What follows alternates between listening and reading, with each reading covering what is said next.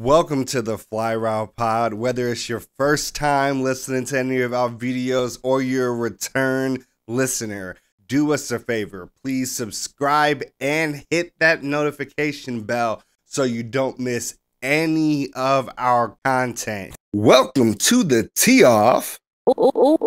Ooh, spill that tea, sis. This is how we like to start the show off. I like to spill some tea on our favorite athletes and some of the crazy situations they get themselves into. And this week, we got to talk about Jaxson Hayes, New Orleans Pelicans center, played 1 year for Texas. Honestly, 8th pick in the 2019 draft, 6'11", huge dude. On July 28th, he got into a scuffle with the LAPD, right?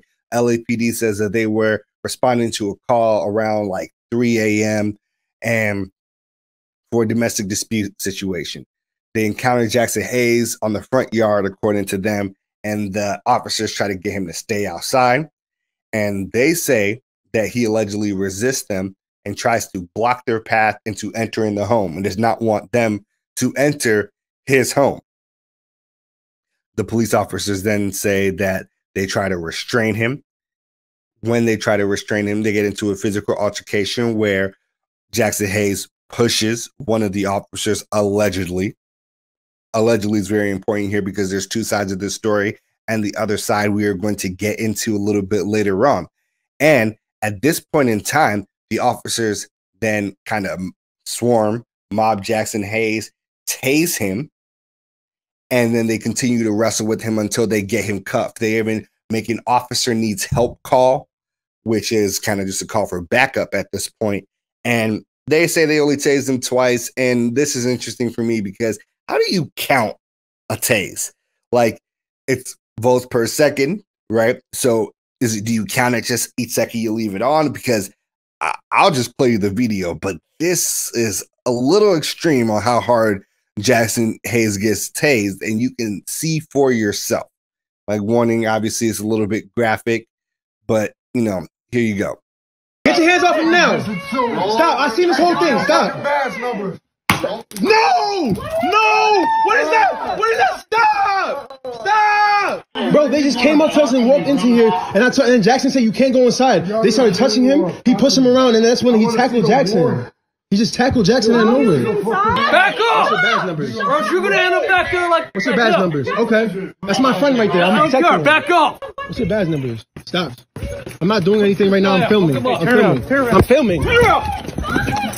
Okay, so you can see there that it's pretty intense. So there's a couple things that's noted. Their side of the story is a little bit different. They say that they assaulted Jaxson first, and there was Jaxson just basically defending himself. The other thing that's very important there is that you can see that the police stopped Jaxson Hayes' friend from being able to record. They claim that they have body cam footage of the entire situation, so that is not a problem. They also will not release said body cam footage, unsurprisingly. What I will say here is that there is a complaint that the officer was actually on Jaxson Hayes' neck, and Jaxson Hayes was saying that he could not breathe. You hear a relative account of the story from Jaxson Hayes' side from his friend. Jaxson Hayes ends up being arrested, sent to a hospital, treated for minor injuries, but being okay. He was set a bond, $25,000. He, of course, meets that bond. He's an NBA player. And the police charge him with resisting arrest. And they are saying that they are still investigating the initial domestic disturbance complaint that brought them to the house in the first place. The LAPD is launching an investigation into the use of force on Jaxson Hayes, especially the applying of pressure onto his neck, even though Jaxson Hayes and his attorney did not request this.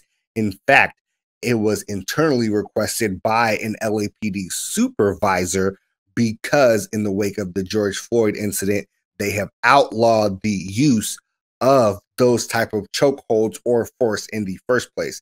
Now, this is very important because this internal investigation puts a lot of pressure on the situation.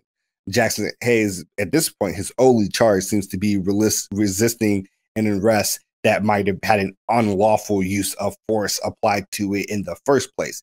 The reactions of the officers in the scene were quite aggressive to the person just recording. You can see he wasn't doing anything. And at this point, I'm going to be real honest with you. something feels a little fishy about this whole situation from the police side. And not just because of everything you've seen, but because of the totalizing response by the LAPD's police union. Now, this is something that's a little bit of misinformation out there. People believe that the LAPD has done a set of actions in which they've asked the league to punish Jaxson Hayes, when it is actually really just the LAPD police union. Now, granted, this police union does represent over 9,000 officers, so that's a lot, right? But they sent a letter to the Pelicans owner as well as Adam Silver. They said that, look, I cannot make this up. They have a long complaint, mind you, a long complaint, 3 parts, where they think that Jaxson Hayes has allegedly violated core NBA principles that justify him being suspended, fined, punished, etc. by the NBA. Now, it's a 4-page letter, but the best part about this, I guarantee you, the best part about this is the point where they say Jaxson Hayes needs to be reprimanded for using a racial slur against police officers for saying the word nigga. So basically, they weaponized the N-word against the nigga. Like, for real. So, this is hilarious, because then they equate this to the situation with Myers Leonard and say that the precedent is set for punishment, even though Myers Leonard isn't Jewish, used a Jewish slur on a live stream for thousands of people to hear as a representative of the NBA. Instead, Jaxson Hayes is a black man saying nigga that has been reappropriated, obviously, but neither here nor there, but is also like at his own fucking house, not publicly, just like giving slurs to the public. So obviously the LAPD seems to be reaching significantly here, and it makes you wonder, why are they reaching?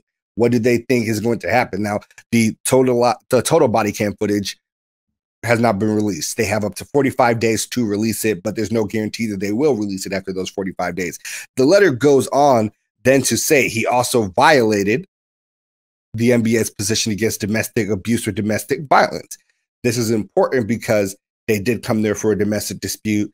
They did not charge him for a domestic dispute. There's no proof of Jaxson Hayes doing anything, but they've already criminalized Jaxson Hayes, said he is guilty, and said the NBA needs to fine and punish him for a charge he has not even been charged with.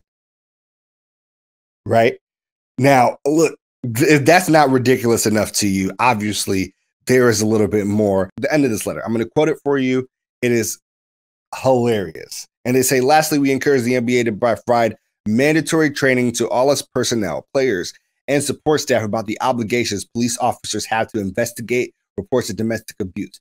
We also encourage the NBA to include mandatory training on how to de-escalate volatile situations to ensure the most positive outcome for all involved. We can certainly provide references to qualified trainers if requested. The LAPD has the nerve and gall to say that while being investigated for inappropriately using force and escalating a situation. This exact situation. Look, the best jokes write themselves. Now, of course, we don't know what is going to come of this. We don't know where the investigation will go, the end charges, etc. But all in all, I don't expect much to happen to Jaxson Hayes here. It seems like they kind of aggressively overreached. But that was your tee off.